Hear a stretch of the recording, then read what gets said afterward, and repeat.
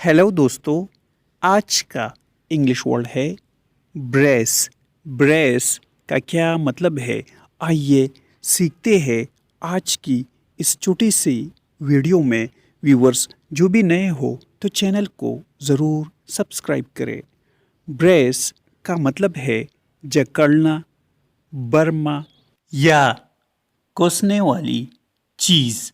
आइए इस वर्ड को सेंटेंसेस में इस्तेमाल करते हैं। Brace yourself for a new challenge. इसका मतलब है अपने आप को एक नई चैलेंज के लिए तैयार करें। चैलेंज मीन्स मुकाबले की दावत। दोस्तों, चैनल को सब्सक्राइब करें और वीडियो को लाइक और शेयर ज़रूर करें। Thanks for watching.